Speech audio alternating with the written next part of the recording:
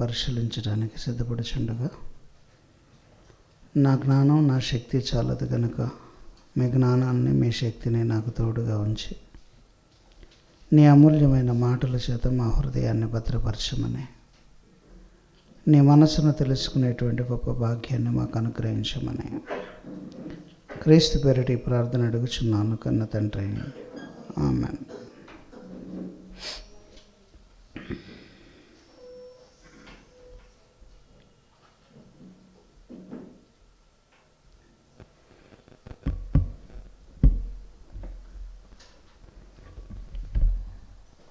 ప్రశ్న ఏంటంటే, ప్రసంగి గ్రంథం 6వ అధ్యాయం 3వ వచనంలో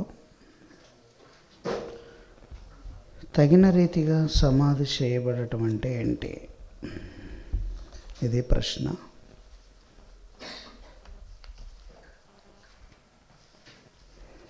ప్రసంగి గ్రంథం 6వ అధ్యాయం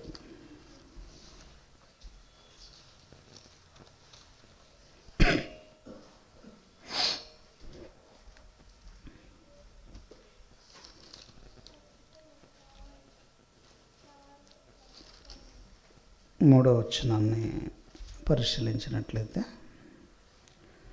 ఒకడు 100 మంది పిల్లలను కని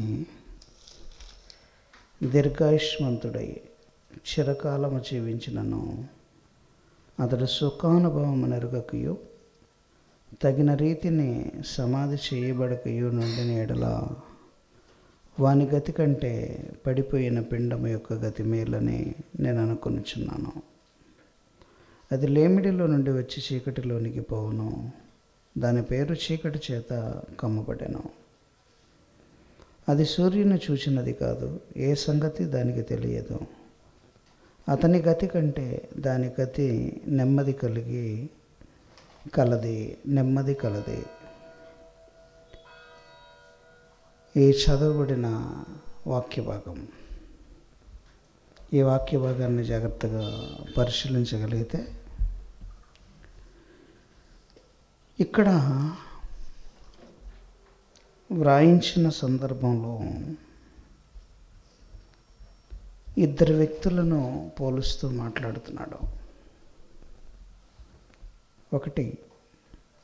ఒకడు 100 మంది పిల్లలను కనే దీర్ఘాయుష్మంతుడై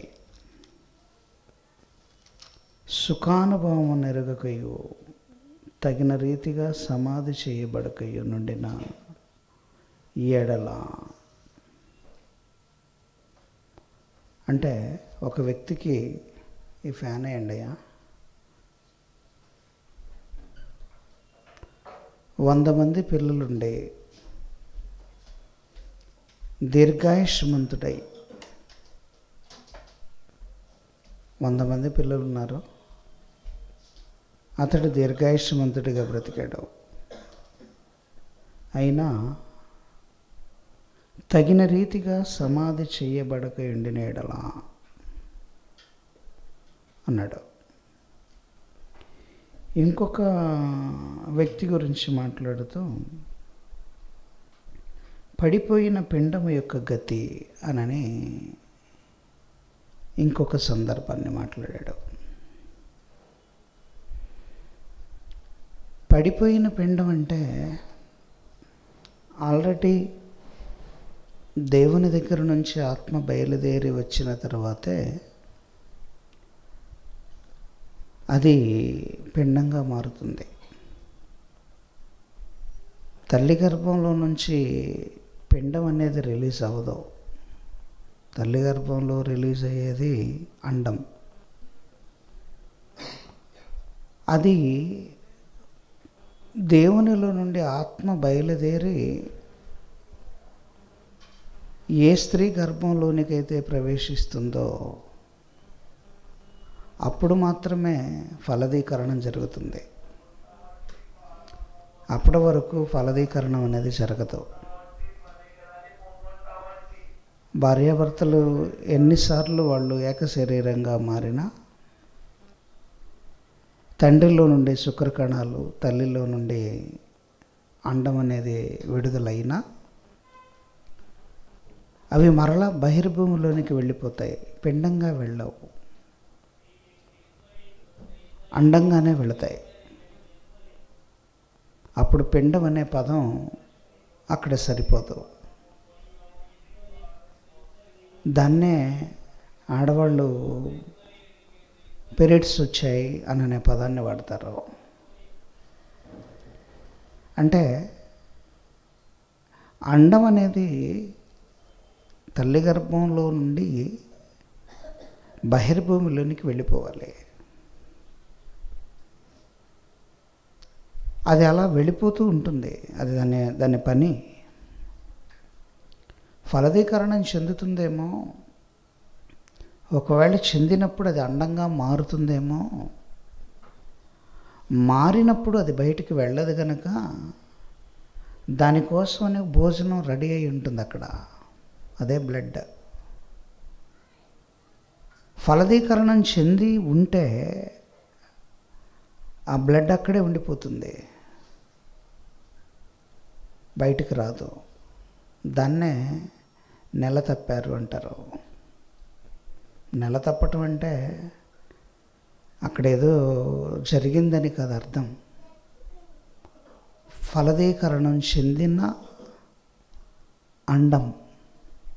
అప్పుడు అది అండం కాదు, పిండం. అక్కడ ఉంది కనుక దానికి భోజనం, గోడ చుట్టూ బ్లడ్ అనేది ఉంటుంది. ఆ రక్తమే ఆ పిండానికి భోజనంగా మారుతుంది.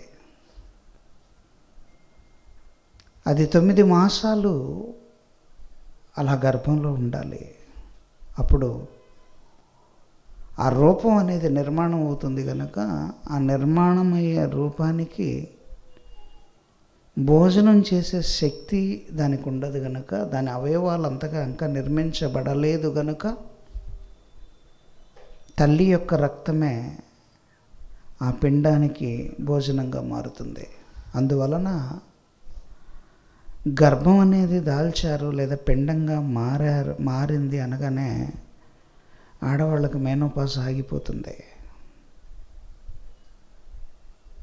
ఎప్పుడైతే పీరియడ్స్ రాలేదో అప్పుడు చెకప్ చేయించుకుంటారు, నాకు రావాల్సిన ఋతుక్రమం రాలేదు అని. అంటే అర్థం ఏంటి అని అంటే, మీకు ఎందుకు చెప్తున్నాను ఇదంతా అంటే, అండానికి పిండానికి ఉన్న వ్యత్యాసం తెలియాలి. అండం, పిండం. ఇక్కడ ఏమన్నాడంటే, పడిపోయిన పిండము యొక్క గతి, పడిపోయిన పిండము యొక్క గతి. పిండం అంటే ఆత్మ వస్తే అది పిండం. దేవునిలో నుండి ఆత్మ విడిపోయి తల్లి గర్భంలోనికి ప్రవేశించినప్పుడు, ఆ ప్రవేశించినప్పుడు తండ్రిలో నుండి వచ్చిన శుక్రకణం, తల్లిలో నుండి వచ్చినటువంటి అండం రెండు ఫలదీకరణం చెంది పిండంగా మారి గర్భంలో రూపాన్ని మార్చుకుంటూ ఉంటుంది. అలా రూపాన్ని మార్చుకోవటానికి పట్టే కాలం 7 నెలలు లేదా 8 నెలలు లేదా 9 నెలలు. 9 మాసాలకి పరిపూర్ణమైన ఆకారం తయారవుతుంది.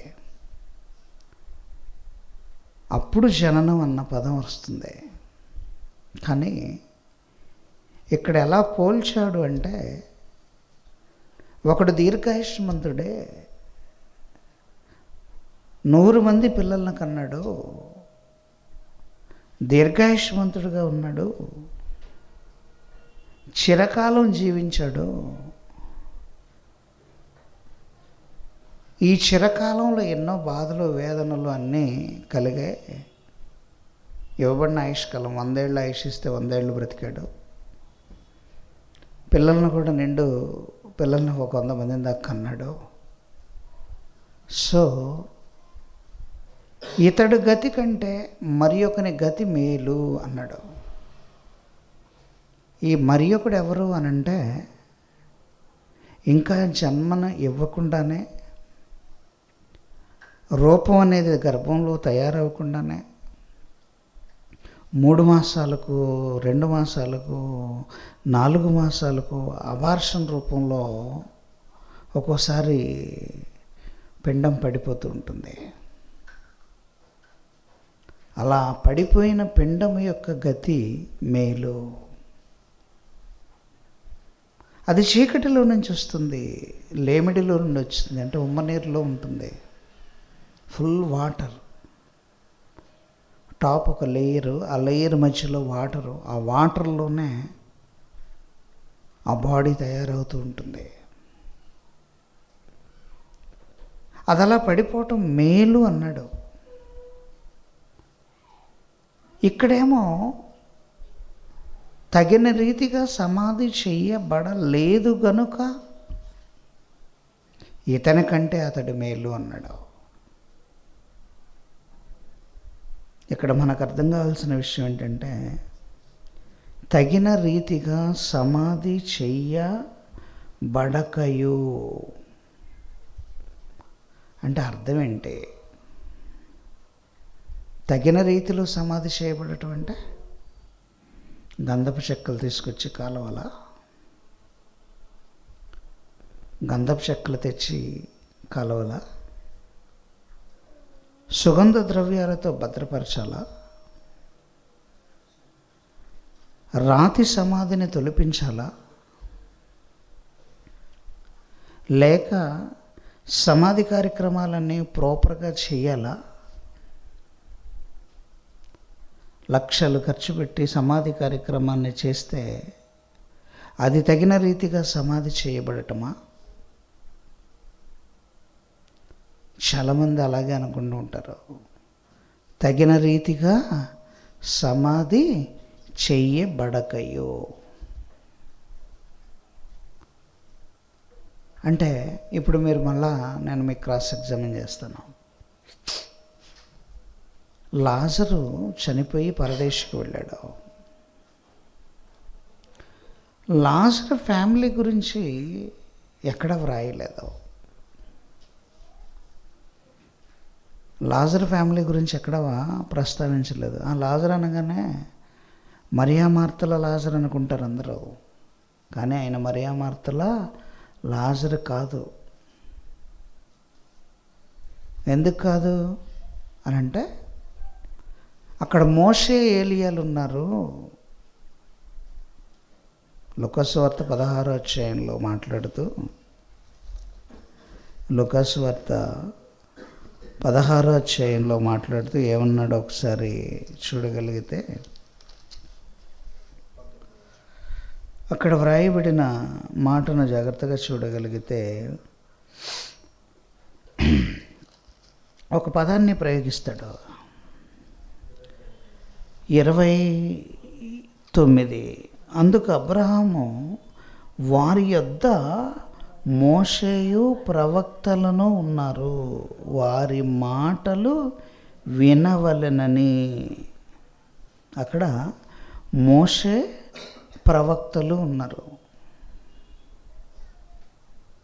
అంటే లాజరు చనిపోయినప్పుడు, ధనవంతుడు అనేవాడు చనిపోయినప్పుడు, ఆ ధనవంతుడు మాట్లాడుతూ, భూమి మీద నాకు 5 సహోదరులు ఉన్నారు, ఈ 5 కూడా తగిన రీతిగా సమాధి చేయబడలేదు,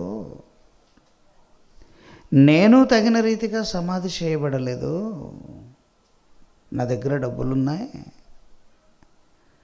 కోరిన బట్టలు కట్టుకున్నాను, కోరిన తిండి తిన్నాను, ప్రతిరోజు సన్నపు నార బట్టలు తప్ప వేరేది నేను ధరించలేదు, నేను ఏది చెయ్యాలనుకుంటే అది చేశాను, నేను ఎలా బ్రతకాలనుకుంటే అలా బ్రతికాను, కానీ నేను తగిన రీతిగా సమాధి చెయ్యబడలేదు. అర్థమైందండి? నేను తగిన రీతిగా సమాధి చెయ్యబడలేదు. ఈ లాజరు ఉన్నాడే, ఇతడు తగిన రీతిగా సమాధి చేయబడినవాడు. ఇతడు తగిన రీతిలో సమాధి చేయబడ్డాడు. నేను తగిన రీతిలో సమాధి చేయబడలేదు గనుక నేను నరకానికి వచ్చేసాను. అంటే ఇక్కడ అర్థం ఏంటో తెలుసా? నిన్ను బ్యాండ్ మేళాలు తీసుకొని వెళ్ళి ఊరేగిచ్చి సమాధి చేశారన్నది కాదు. నువ్వు చనిపోయేటప్పటికీ నీకు పంచభక్ష పరమాణాలతో కూడిన సుగంధ ద్రవ్యాలతో కూడిన లేదా గంధపు చెక్కలతో కూడిన వాటితో నిన్ను తగలబెట్టారని కానీ భద్రపరిచారని కాదు. తగిన రీతిగా సమాధి చేయబడటం అంటే బ్రతికిన దగ్గర నుంచి మరణించేంత వరకు దేవుడు అప్పగించిన పనిని నెరవేర్చిన వాడే తగిన రీతిగా సమాధి చెయ్యబడినవాడు. చేయుటకు నీవు నాకు ఇచ్చిన పని నేను భూమి మీద సంపూర్ణముగా నెరవేర్చి.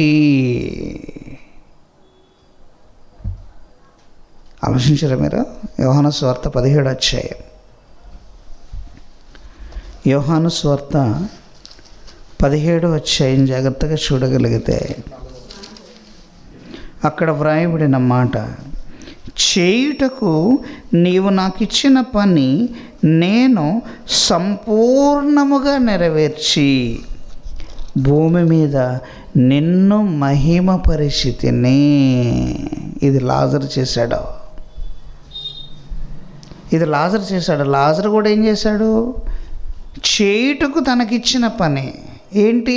లాజరుకి ఇచ్చిన పని ఏంటండి? ఒంటి నిండా కురుపులతో బూడిద జల్లుకొని దురద పుడితే గీరుకుంటా అలా బ్రతకటమే ఆ లాజరుకి ఇచ్చిన పని. ఆ లాజరుకి ఇచ్చిన వర్క్ ఏంటో తెలుసా? లాజరుకి ఇచ్చిన వర్క్ అక్కడ ఉండటమే. ఎదురుగా ఒక ధనవంతుడిని చూస్తూ బ్రతకాలి. ఒక ధనవంతుడు ఉంటాడు, వాడిని చూస్తూ వాడేమో హ్యాపీగా ఉంటాడు, ఇతడేమో బాధగా ఉంటాడు. వాడేమో పంచభక్ష పరిమాణాలు తింటూ ఉంటాడు, మంచి ఊర్లో మంచి బంగ్లా కట్టుకుంటాడు, మంచి హోదాలో బ్రతుకుతూ ఉంటాడు. కానీ ఇతడికేమో ఒంటి నిండా కురుపులో బాధ, తినటానికి తిండి ఉండదు, నాన్న వాళ్ళు ఉండరు, కుక్కలు వచ్చి కురుపులు నాకుతున్నాయి. ఇల్లు లేదా? ఒకవేళ భార్య లేదా? పిల్లలు లేరా? ఈయన కురుపులు కుక్కలు వచ్చి నాకుతుంటే భార్య ఏం చేస్తుంది? ఒకవేళ ఉంటే తీసుకెళ్ళి వైద్యం చేయించలేదా అండి? అంతేనా ఉంది లోకసువార్తలో? లోకసువార్తలో ఏముందండి? అక్కడ వ్రాసిన మాట మీరు చూడగలిగితే అక్కడ ఏమనుంది? 22 ఆ దరిద్రుడు చనిపోయి దేవదూతల చేత, లేదా 20 ఆ లాజరును ఒక దరిద్రుడు ఉండెను, వాడు కురుపులతో నిండినవాడై ధనవంతుని ఇంటి వాకిట పడి ఉండి అతని బల్ల మీద నుండి పడు రొట్టె ముక్కలతో ఆకలి తీర్చుకొనగోరెను. అంతేకాదు కుక్కలు వచ్చి వాని కురుపులు నాకెను. భార్య లేదా?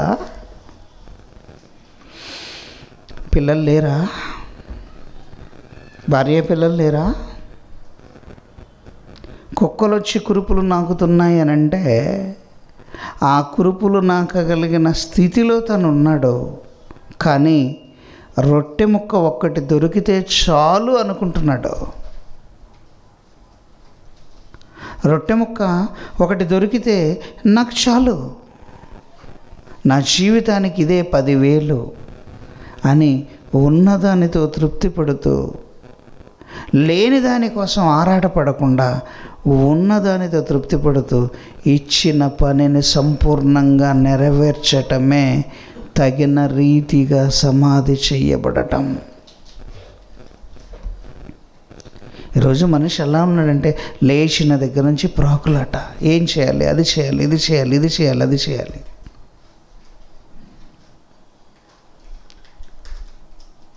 ఇది చేయాలి, అది చేయాలి, ఇదే ప్రాకులాట.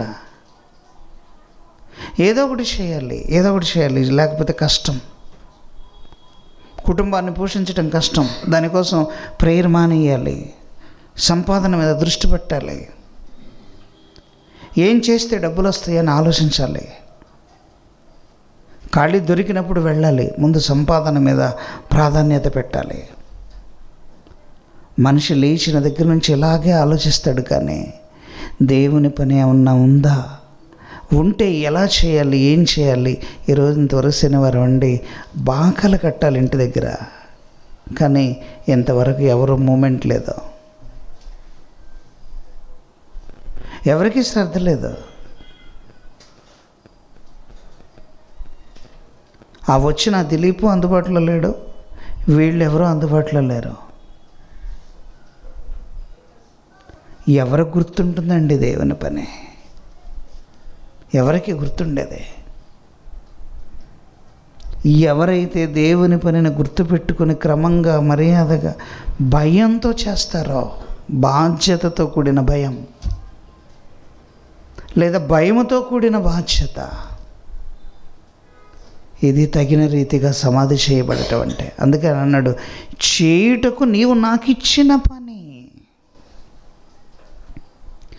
నాకు ఒక పని ఇచ్చావే, ఆ పని నేను నెరవేర్చాను అంటే నేను తగిన రీతిగా సమాధి చేయబడవాడిగా సిలువకి ఎక్కుతున్నాను. అంటే నువ్వు ఎక్కే లోపు చేసిన పని తగిన రీతిగా సమాధి చేయబడటం, అంతేగాని మరణించటం కాదు. తగిన రీతిగా సమాధి చేయటం అంటే మరణించిన తర్వాత నిన్ను తీసుకుని వెళ్ళి గంధపు చెక్కలతో తగలేయటం కాదు. చచ్చిపోయిన తర్వాత నీ శవాన్ని ఎవడికి కావాలండి? ఎవడికి కావాలి నీ శవం? కంపు కొట్టుకుపోయే శవాన్ని, కంపు కొట్టుకుపోయే ఆ శవాన్ని ఏం చేసుకుంటావు? వాసన వస్తూ ఉంటుంది. నువ్వు పని చేయాల్సింది ఈ కాళ్ళు చేతులు ఈ దేహంతో పని చేయాలి, కానీ నిర్జీవమైన దేహంతో నువ్వేం చేస్తావు? నిన్ను దేనికి పనికి? వాడు ఎవడంటాడు, చచ్చిన చేపకైనా రేటు ఉంది కానీ మనిషికి రేట్ లేదంట. చచ్చిపోయిన చేప, ఆ చేపను కొనడానికి డబ్బులు ఇస్తారా ఎవరా? మార్కెట్కి వెళతారు, అన్నీ చచ్చినవే ఉంటాయి, బతికినవే ఉండవు. ఆ లైవ్ ఫిష్ అండి మేము కొంటుందంటే అది కూడా అప్పటికే అవుట్ కేసే, మీకు తెలీదు.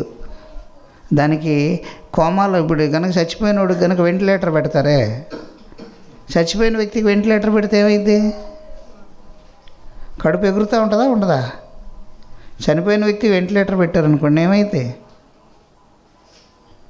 ఎగురుతూ ఉంటుందా? లోపలికి గాలి వెళ్తూ ఉంటుంది, ఎగురుతూ ఉంటుంది, బ్రతికున్నట్టుగానే ఉంటుంది, కానీ తీస్తే అర్థమైద్ది. నువ్వు కొనే చేపలైనా గ్యాస్ పెట్టాడు అంటే ఆల్రెడీ 50% చచ్చినాయి, 50% చచ్చిపోయినాయి, వాటి కోమాలోకి వెళ్ళిపోయినట్లే. జస్ట్ అలా ఉంటాయి, కాసేపు ఆక్సిజన్ తీసేస్తే మరణిస్తాయి. దానికి రేటు ఉంది. కానీ మానవ దేహం మరణం తర్వాత మానవ దేహం దేనికి పనికిరాదు, దేనికి పనికిరాదు. ఆ పనికిరానికి దేహానికి గంధపు పెట్టె, ఒక 100 మంది బంధువులు, వాళ్ళల్లో మళ్ళీ 90 బ్యాచ్, ఎగిరేవాడు, దుమికేవాడు, అసలు ఎన్ని గంతులేస్తారో. వెనకొక బ్యాండ్ మేళం, ముందొక బ్యాండ్ మేళం, అయిపోయిన తర్వాత అబ్బో ఇక చూడండి ఆయన గురించి పుంకాలుగా అసలు పొగడతలు.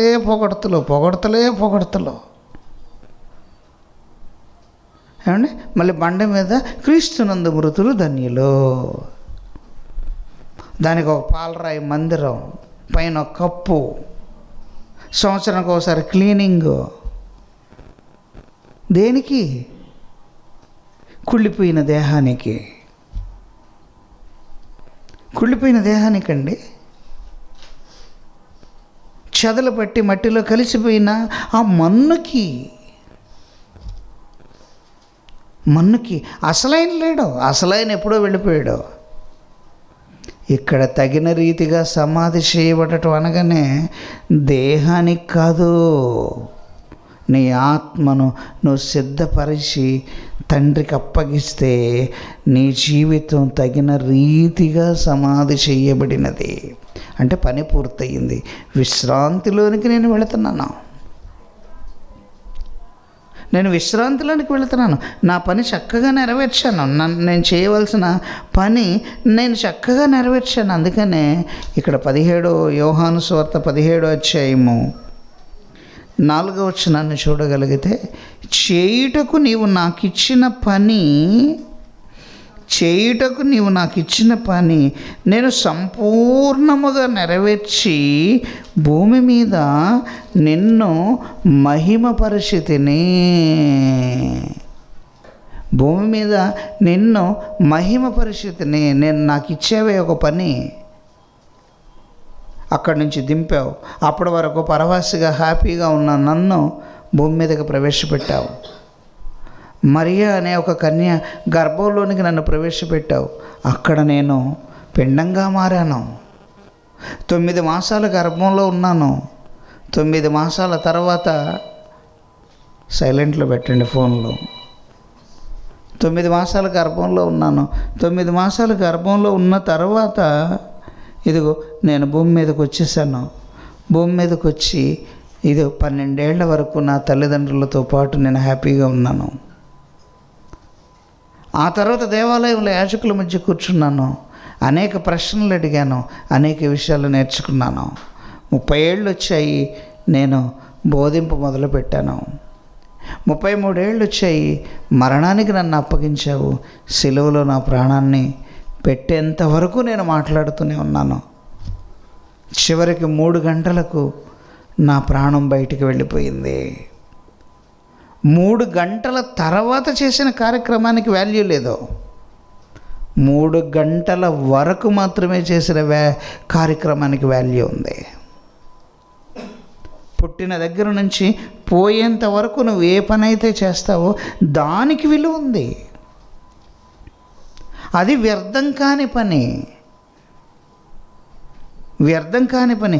నీ వలన కొన్ని ఆత్మలన్నా రక్షింపబడితే, కొంతమంది అన్నా దేవుని గురించి ఆలోచిస్తే, కొంతమంది అన్నా దేవుని కోసం బ్రతకగలిగితే, కొంతమంది అయినా దేవునిలో నువ్వు నడిపించగలిగితే, కొంతమంది అయినా నీ వలన దేవుని గురించి ఆలోచించే స్థాయిలోనికి వెళితే నీవు తగిన రీతిగా సమాధి చేయబడిన వాడవు.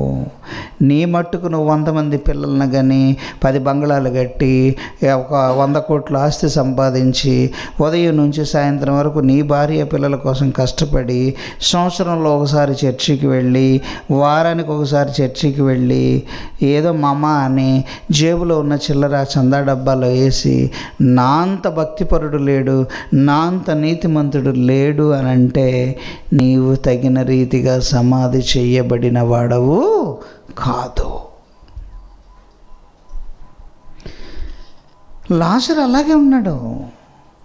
అందుకనే నాకు ఇచ్చిన పని, లోకము పుట్టక మునుపు నీ యొద్ద నాకు ఏ మహిమ ఉండెనో ఆ మహిమతో నన్ను ఇప్పుడు మహిమపరచు. నన్నిప్పుడు మహిమపరచు. ఇప్పుడు ధనవంతుడు ఏమన్నాడో ఆలోచించండి. నాకు 5 సహోదరులు ఉన్నారు, వారును ఈ వేదనకరమైన స్థలమునకు రాకుండా ఏమండి ఈ లాజరుని అక్కడికి పంపు. ఈ లాజరు వెళ్ళి చెబితేనే కానీ వాళ్ళకి అర్థం కాదు. అంటే అర్థం, భూమి మీదకి వచ్చిన తర్వాత దేవుని గురించి ఆలోచించకపోవటమే మనం చేసే మొదటి తప్పు. మనం చేసే పెద్ద తప్పేంటో తెలుసండి, ఆయన గురించి ఆలోచించకపోవటం.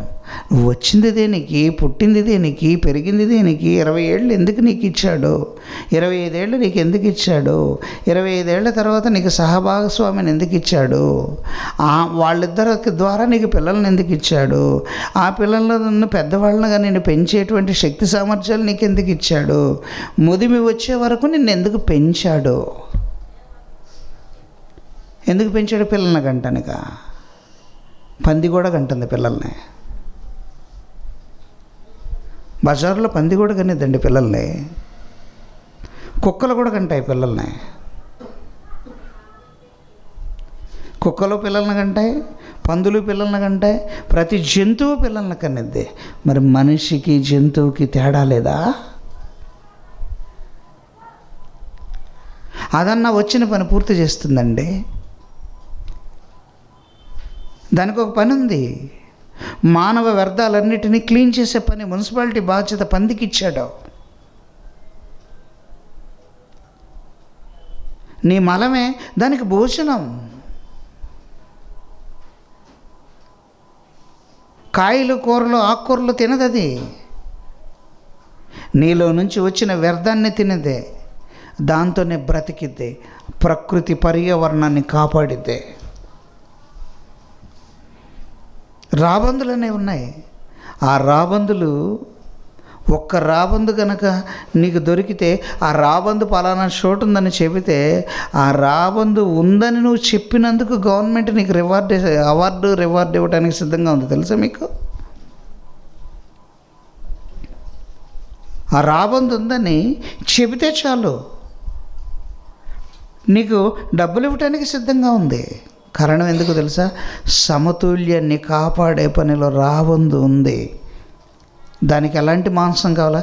ఫ్రెష్ మాంసం అది తినదు. ఫ్రెష్ మాంసం తినదు. బాగా కుళ్ళిపోవాలి. చనిపోయిన జంతువు యొక్క కళేబరం చనిపోయిన తర్వాత అది బాగా కుళ్ళిపోవాలి. కుళ్ళిపోయి వాసన వస్తూ ఉండాలి. అది దానికి ఫుడ్. అప్పుడు వస్తుంది రాబందు. అందుకనే పీనుగ ఎక్కడ ఉండునో రాబందు అక్కడికి పోగొను. ఫ్రెష్ మీల్ దగ్గరికి రాదు అది. ఫ్రెష్ మీల్ తినేది ఒక సింహం. ఫ్రెష్ మీల్ తినేది ఒక పులి. వేటాడుతుంది, కడుపు నిండా భోంచేస్తుంది, సుమారుగా ఒక 30 కేజీలు తింటుంది. వెళ్ళిపోయి దగ్గర ఒక 20 రోజుల వరకు తిండి తిప్పులు అన్నది ఆలోచించదు, నిద్రపోతుంది. దాని పని అది. మిగతా వచ్చేస్తాయి, వాటికి భోజనం కావాలి. అవి ఈ మిగతా మాంసాన్ని తింటాయి. నక్కలు, తోడేళ్ళు ఇవన్నీ వచ్చేసాయి. అవన్నీ తినేసిన తర్వాత అప్పుడు వస్తుంది. అప్పటికి ఒక 20 రోజులు అవుతుందో 15 రోజులు అవుతుందో తెలియదు. 15 రోజుల తర్వాత ఆ మిగిలిపోయిన బోన్ మీద ఉన్న మాంసాన్ని తినటానికి వచ్చేది రాబందు. అది కూడా అయిపోయిన తర్వాత ఓన్లీ బోన్స్ తినటానికి కొన్ని పక్షులు ఉన్నాయి. అవి వచ్చేస్తాయి, ఒట్టి బోన్స్ మాత్రమే తిని వెళ్ళిపోతాయి. ఇది ప్రకృతి సమతుల్యత. ఇది ప్రకృతి సమతుల్యత. మీరు కావాలంటే నెట్లో కొట్టి చూసుకోండి. చేయుటకు వాటికిచ్చిన పని. కానీ మనిషికి ఏ పని ఇచ్చాడండి? 3వ ఏట రాగానే తీసుకెళ్ళి నర్సరీలో పడేస్తున్నారు. 30 ఏళ్ల వరకు చదువు అని దాంతోనే పిల్లల్ని పెంచి పోషించి నీ ఆస్తి అంతా ఆ చదువుల కోసం ఖర్చు పెట్టేసి పిల్లల్ని విద్యావంతులను చేస్తున్నారు. ఆ తర్వాత వివాహాన్ని ఖర్చు పెడుతున్నారు, వివాహం చేస్తున్నారు, ఉద్యోగాలు వస్తున్నాయి, వాళ్ళు పిల్లల్ని కంటున్నారు, వాళ్ళు కూడా అదే పని చేస్తున్నారు. అంటే ఇంతకీ మనిషి పుట్టింది పెరిగేది దేనికి అని అంటే పిల్లల్ని కంటానికి, పిల్లల్ని పెంచటానికి. ఇందుకోసం నీవు తల్లి గర్భంలో పిండంగా రాలకుండా ఉన్నావు. అవునా? పిండంగా మారి రాలకుండా ఉన్నావు. ఇందుకోసం ఉన్నావు. 100 మందిని కన్నావు. 100 మందిని కన్నావు. ఒక్కడు కూడా దేవుని గురించి ఆలోచించేవాడిగా వాడిని పెంచలేదు. ఒక్కడు కూడా దేవుని గురించి ఆలోచించేవాడిగా లేడు. నువ్వు లేవు, నీ పిల్లలు లేరు. అలా లేకుండా నువ్వు బ్రతికి లేచిన దగ్గర నుంచి ఎప్పుడు సంపాదన మీద దృష్టి పెట్టి దేవుడు అన్న పదాన్ని మరిచిపోయి నీ భార్య పిల్లల కోసం దివారాత్రులు కష్టపడి నీవు శ్రమపడి పిల్లల్ని పెంచి పోషించి, కన్నందుకు పెంచాలి కదా అని పెంచి పోషించి మరణించావే, ఇది తగిన రీతిగా సమాధి చేయబడకపోవటం. ఆ జీవితంలో కనీసం ఒక్కరోజన్నా నేను ఎందుకు పుట్టాను అని నువ్వు ఆలోచించాలి. నా జన్మకు కారణం ఏంటి? నా జన్మకు కారణం ఏంటి? ఒక అబ్రహాం ఆలోచించాడు. నా ముందున్నటువంటివి ఏవి ఒక్కరోజు కూడా మాట్లాడలేదు, కానీ ఈయనెవరో పైనుంచి వినపడుతుంది ఒక శబ్దం. ఆ శబ్దాన్ని విన్నాడు, ఆ మాటకు లోబడ్డాడు. చెప్పినట్లుగా లేచి పాలు తేనెలో ప్రవహించు దేశాన్ని చూడు నాయనా అన్నాడు. ఇది ఆయనకు చేయుటకు ఆయనకిచ్చిన పని, చూసి రావటమే. అబ్రహాం అంతకుమించి ఏం చేయలేదండి. అబ్రహాం ఏం చేశాడు? తన తండ్రిని, తన ఇంటి వారిని అందరినీ వెంట పెట్టుకొని హారానులో కాపురం ఉండక మునుపు, మెసొపొతామియాలో కాపురం ఉన్నప్పుడు మహిమగల దేవుడు ఆయనకు ప్రత్యక్షమై నేను నీకు చూపించు దేశానికి వెళ్ళు అన్నాడు. వెళ్ళాడు, చూశాడు, వచ్చాడు. ఇది ఆయనకి ఇచ్చిన పని, అంతే. ఇస్సాకు ఉన్నాడు, ఆ ఇస్సాకు కూడా ఇచ్చిన పని అదే. ఆ యాకోబు ఉన్నాడు, దాస్యంలోనికి వెళ్ళాడు, దాస్యంలో నుంచి తన భార్య కోసం కొలువు చేశాడు, తన భార్యను వెంట పెట్టుకున్నాడు. తనకిష్టమైన భార్య వచ్చిన తర్వాత తిరిగి మరలా వచ్చాడు, బిడ్డలను కన్నాడు. ఆ బిడ్డలు పెద్దవాళ్ళు అయ్యారు, కరువు వచ్చేసింది. ఆ బిడ్డలందరూ మళ్ళా ఐగుప్తులో ధాన్యం ఉందన్నారు, ఐగుప్తుకు వెళ్ళిపోయారు. అది ఆయనకిచ్చిన పని, అది ఆయనకిచ్చిన పని. ఇది తగిన రీతిగా సమాధి చేయబడరు. అంటే బ్రతుకు కాలంలో నీకు ఇవ్వబడిన నీ పనిని నీవు నెరవేర్చాలి. మరి ఈ రోజుల్లో ఏంటండి చేయుటకు మనకిచ్చిన పని ఏంటంటే ఇదే చేయుటకు మనకిచ్చిన పని. చేయుటకు నీవు నాకు ఇచ్చిన పని నేను భూమి మీద సంపూర్ణముగా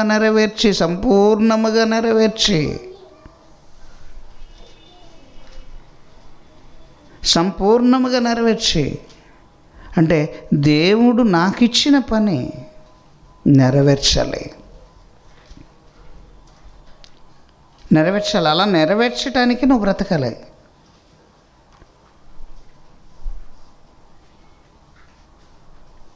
అలా నెరవేర్చడానికి ఈ భూమి మీద ఉండాలి. అందుకోసమే ఇక్కడ బ్రతకాలి. నాకు ఒకసారి వేదన వేస్తూ ఉంటుంది, ఎందుకు ఇవన్నీ, ఈ ప్రార్థనలకి వీటికి ఇవన్నీ చెప్పడం, వాక్యం చెప్పడం అంత అవసరమా? ఆదివారం కాసేపు వెళ్ళి నేను కూడా అక్కడ కూర్చొని ఏదో ₹1 చందా వేసేసి అవి వెళ్ళిపోయి నా వ్యాపారాలు ఏదో నేను చేసుకుంటూ ఉంటే ఇంకా నా జీవితం ఉన్నతంగా ఉంటుంది కదా. ఇక్కడికి వచ్చి అడుక్కునే పనుల్లాగా ఎందుకు ఈ కార్యక్రమాలు? ఇవన్నీ మాటలు పడటం, నిందలు అనుభవించటం, బాధలు పడటం, అవమానాలు పొందటం అవసరమా? ఇవన్నీ అంత అవసరమా? ఎందుకు ఇదంతా? ఎందుకు ఇదంతా? ఇది ఇలా చేసే కంటే హ్యాపీగా మంచి వ్యాపారం చేసుకుంటూ లేదా మంచి ఉద్యోగం చేసుకుంటూ ఏదో నాకున్న దానిలో ₹4 చందా వేసేసి ఏదో ఒక చర్చికి వెళ్ళిపోయి కాసేపు అలా కూర్చొని వాక్యాన్ని విని ₹4 చందా వేసేసి వచ్చేస్తే సరిపోతుంది కదా అనిపిస్తూ ఉంటుంది ఒకసారి అనిపిస్తుంటుంది. ఎందుకంటే దీనివల్ల వ్యాపారానికి కూడా కొంచెం ఇబ్బందే. నాకు దీనివల్ల వ్యాపారానికి కూడా కొంత మైనస్ అవుతూ ఉంటుంది. గట్టిగా మాట్లాడలేము, గట్టిగా చెప్పలేము, ఏది చేయలేము. ఇలా చేసే కంటే హ్యాపీగా మొత్తం దుకాణం మూసేసి హ్యాపీగా ఉంటే బాగుంటుంది కదా అనిపిస్తూ ఉంటుంది. కానీ వెంటనే నాకు గుర్తొచ్చేది ఒకటే, నేను తెలుసుకున్న ఈ 4 మాటలు సమాధి కాకూడదు. నేను నేర్చుకున్నానే ఈ 4 మాటలు. ఎందుకంటే యాకోబు పత్రికలో ఒక పదాన్ని ప్రయోగిస్తాడు. యాకోబు పత్రిక ఒక్కసారి జాగ్రత్తగా చూడగలిగితే అక్కడ వ్రాయబడిన మాట,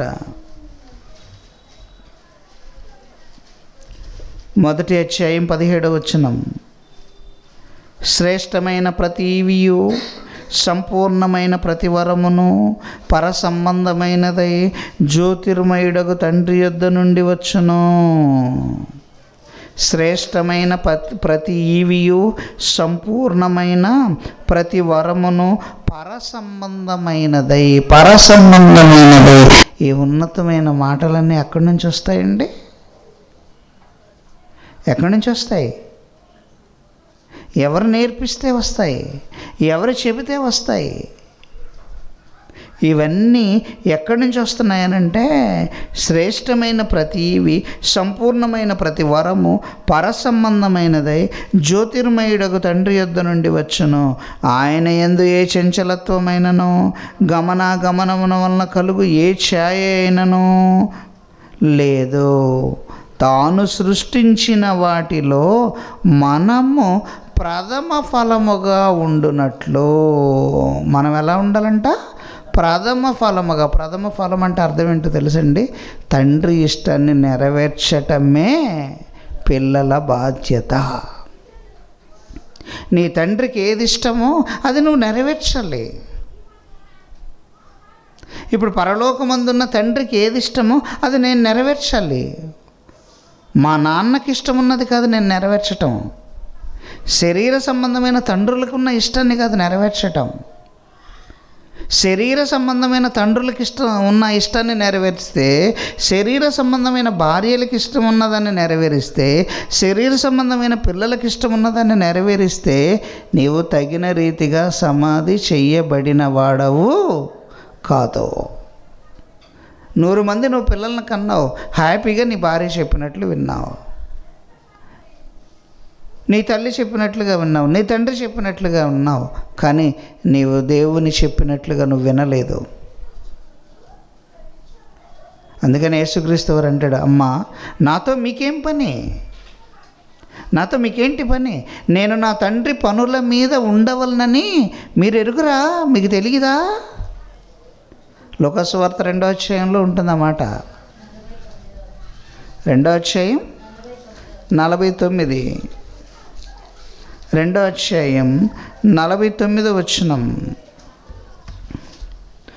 ఆయన మీరేల నన్ను వెతుకుచుంటరి, నేను నా తండ్రి పనుల మీద ఉండవలనని మీరెరుగురా? ఇదండి తగిన రీతిగా సమాధి చేయబడటం అంటే. మీరు నేను అనగలమా ఈ మాట? మీరు నేను అనగలమండి? మీరు నేను అనగలమా? మీరేలా నన్ను వెతుకుచున్నారు, నేను నా తండ్రి పనుల మీద ఉండవలనని. నా తండ్రి పనుల మీద ఉండవలనని. నా తండ్రి పనులు కొన్ని ఉన్నాయి, ఆ పనుల మీద నేను ఉండాలని మీకు తెలియదా? మీకు తెలియదా? దేవుని పని ఏదన్నా ఉందనుకోండి, అరే ఈరోజు ప్రేయర్ ఉందా, నాకు గుర్తులేదే, ఎవరో నాకు ఫోన్ చేయలేదే, నాకు చెప్పలేదే, నన్ను పిలవలేదే అంటే నీ పని ఏదో, దేవుని పని ఏదో ఎవరో చెబితే కానీ నీకు గుర్తు రావట్లేదు. ఎవరో చెబితే కానీ నీకు తెలియట్లేదు దేవుని పని ఉందని. అంటే నీకు మైండ్ లేదు, నీకు ఆలోచన లేదు. ఎవరో చెబితే నీకు గుర్తొచ్చింది అండి. ఎవరో చెబితే నీకు గుర్తొచ్చింది. మరి డబ్బులు ఎవరో చెబితే గుర్తొస్తాయా? ఎవరో చెప్తే గుర్తొస్తాయండి? నీ జేబులో ఎంత ఉన్నాయో నీకు ఐడియా ఉంటుంది, నీ బ్యాంక్ అకౌంట్లో ఎంత ఉన్నాయో నీకు ఐడియా ఉంటుంది, ఎక్కడెక్కడ ఎంత ఉన్నాయో ఐడియా ఉంటుంది, ఎవరెవరికి ఎంత ఇచ్చారో ఐడియా ఉంటుంది. ఇవన్నీ మర్చిపోరే? ఇవన్నీ మర్చిపోరు ఎందుకని? మరి దేవుని పని ఎందుకు మర్చిపోతున్నావు? దేవుని పని ఎందుకు మర్చిపోతున్నావు? దేవుని పని ఎందుకు గుర్తుండట్లేదు? ఈరోజు ప్రేయర్ అని ఎందుకు గుర్తుండట్లేదు? రేపు ప్రేయర్ ఉంటుందని ఎందుకు గుర్తుండట్లేదు? ఈ పని చేయాలని ఎందుకు గుర్తుండట్లేదు? గుర్తుండట్లేదంటే నీవు దేవుని గురించి ఆలోచించట్లేదు. నువ్వు తగిన రీతిగా సమాధి చేయబడక ఉండే దశలోనికి నువ్వు వెళుతున్నావు. అందుకని యేసుక్రీస్తు వారు అన్నాడు, అమ్మా మీరేలా నన్ను వెతుకుచున్నారు, నేను ప్రథమ ఫలముగా మారాలి కదా, నేను ప్రథమ ఫలముగా మారాలి కదా. ఇప్పుడు రండి మళ్ళీ యాకోబు పత్రిక 2వ అధ్యాయం 18వ వచనం. తాను సృష్టించిన వాటిలో మనము ప్రథమ ఫలముగా ఉండునట్లు సత్యవాక్యము వలన తన సంకల్ప ప్రకారము కానేను. ఎందుకన్నాడంట? సత్యవాక్యము వలన మనలను తన సంకల్ప ప్రకారము. అంటే ఇప్పుడు ఇంతకీ నిన్ను కలిగించింది ఎందుకు?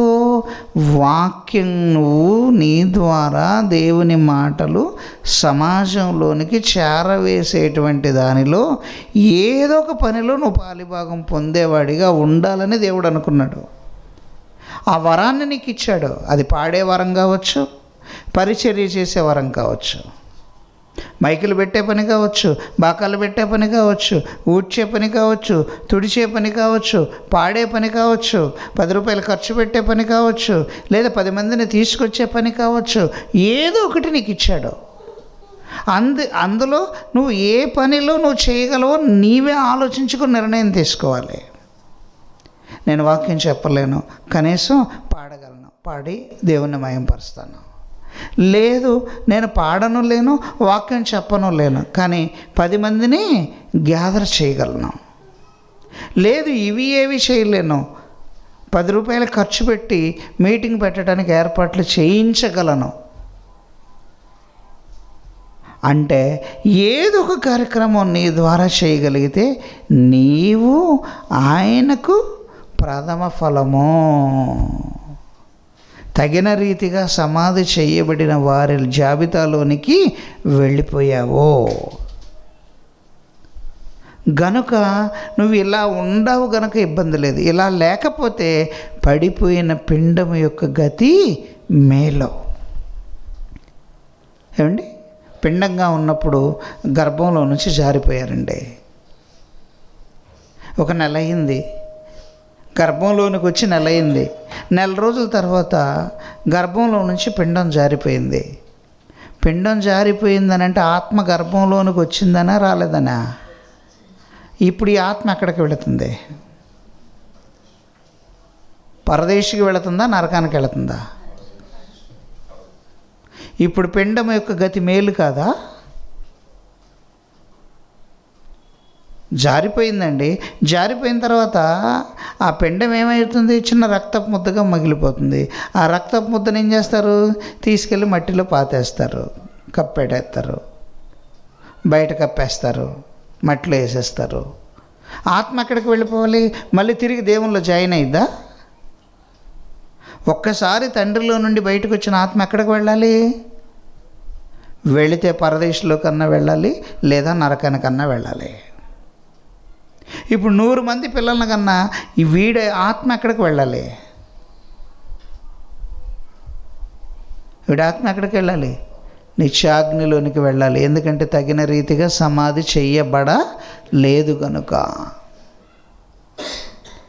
దీనికంటే జారిపోయిన పిండం లెక్కలో నీవు ఉన్నావు. అయితే నీ పిండం గతి మేలు. కారణం ఎందుకు? నువ్వు పరదేశికి వెళ్ళిపోతావు. నీ కాళ్ళు చేతులు ఇంకా గర్భంలో నిర్మించబడలేదు, నిర్మించబడక మునిపే రాలిపోయావు. అంతేగాని తగిన రీతిగా సమాధి చేయటం అనగానే మంచి గంధపు చెక్కలు పెట్టిలో పెట్టడం, బ్యాండ్ మేళం పెట్టడం, డీజేలు పెట్టడం, తీసుకుని వెళ్ళటం, ఇది కాదు తగిన రీతిగా సమాధి చేయటం అంటే.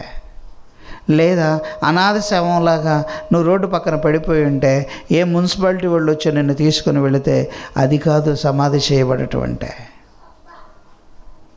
ఏలియా ఉన్నాడండి, వెళ్ళిపోయాడు. వెళ్ళిపోయిన తర్వాత పంచభూతాల్లో కలిసిపోయాడు. అలా సముద్రం మీదకి వెళ్ళిపోయాడు. అలా వెళ్ళిపోగానే ఏమైపోయింది? పంచభూతాల్లో కలిసిపోయాడు దేహం. స్టెఫెను ఉన్నాడండి, చనిపోయాడు. రాళ్లతో కొట్టేశారు, చంపేశారు. చనిపోయాడు. ఇప్పుడు ఇది తగిన రీతిగా సమాధి చేయబడినట్లేనా? లాజరు ఉన్నాడు, కురుపులు వచ్చాయి, కుళ్ళిపోయే కురుపుల్లాగా ఉన్నాయి, అలాగే బ్రతికాడు, ఒకరోజు చనిపోయాడు. ఇది మరి తగిన రీతిగా సమాధి చేయబడినట్లేనా? చేయబడినట్లే. స్టెఫెను చనిపోయాడు, తగిన రీతిగా సమాధి చేయబడ్డా? చేయబడినట్లే. పౌలు చనిపోయాడు. ఎలా చనిపోయారు అన్నదాన్ని బట్టి మాట్లాడిన మాట కాదు ఇది. ఎలా చనిపోయారు, సమాధి కార్యక్రమం ఎలా చేశారు, ఇది కాదు అక్కడ అర్థం. అందుకనే చనిపోయిన తర్వాత ఆ చనిపోయిన వ్యక్తి పేరిట వాక్య ప్రకటన కాకుండా ఏది చేసినా వ్యర్థమే. కారణం, చనిపోయిన తర్వాత ఆయన పేరిట ఘనంగా ₹1,00,00,000 దాన ధర్మం చేశారనుకోండి, ఏమన్నా ఉపయోగం ఉంటుందా? ఏం ఉపయోగం ఉంటుందో చెప్పండి. నువ్వు ఇచ్చిన ₹1,00,00,000 తీసుకుంటాడు, తీసుకుని ఏం చేస్తారు? తీసుకుని ఏం చేస్తారు? వాళ్ళు పోయి 90 వేస్తారు. అంతేనా? లేదండి, ₹1,00,00,000 పెట్టించి ఒక స్కూల్ కట్టించావు చనిపోయిన ఆయన పేరిట, ఏం జరిగిద్ది చెప్పండి? తర్వాత ఏం జరిగిద్ది? స్కూల్ కట్టించారు, అందులో ఒక 100 మందో 200 మందో సంవత్సరానికి బాగా చదువుకొని మంచి విద్యావంతులు అయ్యారు 10 ఏళ్ల తర్వాత. ఆ విద్యావంతులైన వాళ్ళల్లో వాళ్ళందరూ ఎలా ఉంటారో నీకు తెలుసా? అందులో ఆమ్యామ్య బ్యాచ్ ఎంత ఉంటారో, ఆమ్యామ్య లేని బ్యాచ్ ఎంత ఉంటారో నీకు తెలుసా? ఆమ్యామ్య అంటే ఏంటి? ఏంటండి? లంచం. బాగా చదివించావు, నువ్వు మంచి ఉద్యోగం వచ్చింది, నువ్వు దాన ధర్మం చేసావు, బాగా చదువుకున్నాడు, మంచి ఆఫీసర్ అయ్యాడు, బల్ల కింద చేయబెట్టాడు. ఇప్పుడు బల్ల కింద చేయబెట్టేవాడిని తయారు చేసిన ఆయన ఎవరో?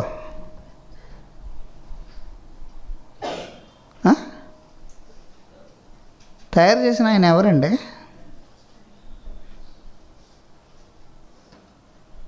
చెప్పాలి. లేదు, 10 మంది పిల్లల్ని కన్నాడు, బాగా సంపాదించాడు, ఆ పిల్లలందరూ గాలోళ్ళు అయ్యారు. ఇప్పుడు ఈ 100 మంది బ్యాచ్లు చేరాడు. ఇప్పుడు ఇతను తయారు చేసిన ఆయన ఎవరు? అర్థమైందా?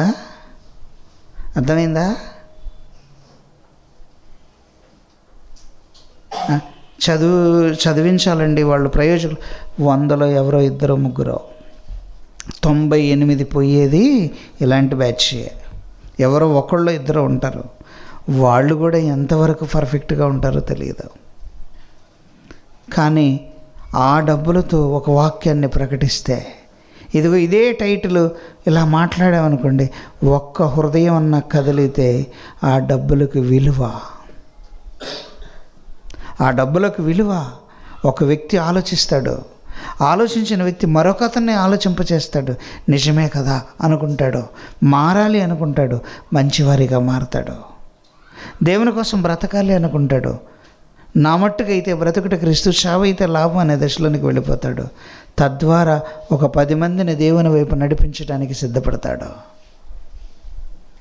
అలా చేయటం వలన ఒక ఆత్మ రక్షింపబడితే ఆ డబ్బులకు విలువ వస్తుంది. అందుకనే ప్రభువునందు మీ ప్రయాసము వ్యర్థము కాదని ఎరిగి, మిగతాది ఏ పని చేసినా అంతా వ్యర్థమే. లేదండి, 10 రోజులు భోజనాలు పెట్టారనుకోండి, పెట్టిన రోజు ఏమంటారండి? 10 రోజులు భోజనాలు పెట్టారు, మా నాన్నగారు చనిపోయిన జ్ఞాపకార్థంగా 10 రోజులు నేను భోజనాలు అన్నాను అనుకోండి, అప్పుడు 10 రోజులు భోజనాలు పెడతారు. పెట్టిన రోజు ఏమంటారు? పెట్టిన రోజు పెళ్ళికూడు, పెట్టని రోజు షౌకుడు. పెట్టారులేమ్మ, ఆ ముందున్న వాళ్ళకి బాగా వేశారు, చూసి వాళ్ళోళ్ళు అనుకున్న వాళ్ళందరికీ ముక్కలు గిక్కలు చెక్కలు అన్నీ వేశారు, మాకు వచ్చేసరికి పప్పుచారు పోశారు అన్నారా? అంటారా? 10 రోజులు పెట్టినా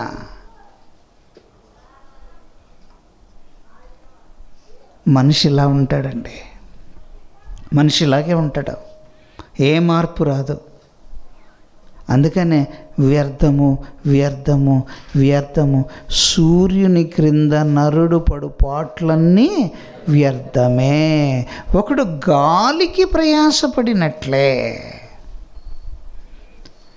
సూర్యుని క్రింద నరుడు పడు పాట్లన్నీ వ్యర్థమే, ఒకడు గాలికి ప్రయాసపడినట్లే. మరి ఎలా అర్థవంతంగా మారుతాయి? ఇది ఎప్పుడు అర్థవంతంగా మారుతుంది?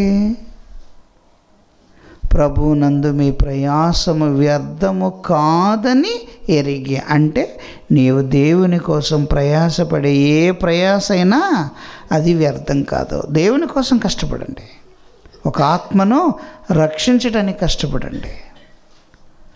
ఆత్మ రక్షించటం ముఖ్యం, కానీ మిగతా ఏ విధంగా మీరు ఖర్చు పెట్టినా అదే ఉపయోగం లేదు.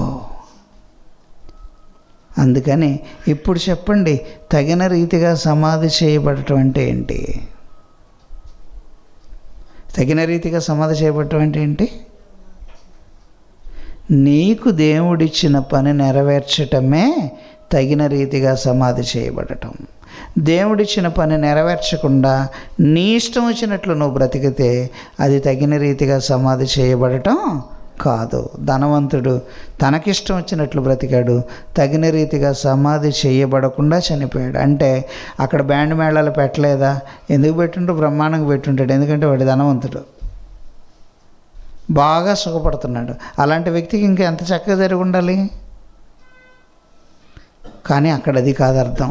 నీ బ్రతుకు జీవితంలో నీవు దేవుని కోసం చేసిన పని తగిన రీతిగా ఉందా లేదా? దేవుణ్ణి మహిమపరిచే విధంగా ఉందా లేదా? ఒకవేళ దేవుణ్ణి మహిమపరిచే విధంగా గనక ఉంటే నీవు తగిన రీతిగా సమాధి చేయబడినట్లు. ఒకవేళ దేవుణ్ణి మహిమపరచని విధంగా ఉంటే, పరచని విధంగా ఉంటే అది తగిన రీతిగా సమాధి చేయబడినట్లు కాదు. ఆలోచించండి, మంచి నిర్ణయాన్ని తీసుకోండి. అర్థమైందా? తల్ల వంచండి, ప్రార్థన చేస్తాను. ప్రేమ కలిగిన తండ్రి, ఈ కొద్ది మాటలు నీ పిల్లలకి చెప్పాను, వింటున్నారు, ఆలోచిస్తున్నారు. కేవలం వినివారు మాత్రముగా ఉండి మోసపోకుండా నీ వాక్య ప్రకారం ఆలోచించే భాగ్యాన్ని అనుగ్రహించండి. అనే విషయాల్లో మీ కృపను తోడుగా ఉంచండి. ఆన్లైన్ ద్వారా వీక్షిస్తున్న నీ బిడ్డలకు కూడా మీ కృపను తోడుగా ఉంచి తగిన రీతిగా సమాధి చేయబడటం అంటే ఏంటో నేర్చుకునే భాగ్యాన్ని వారికి అనుగ్రహించమని క్రీస్తు పేరిట ప్రార్థన అడుగుచున్నాను కన్న తండ్రి. ఆమెన్. అందరికీ వందనాలమ్మా.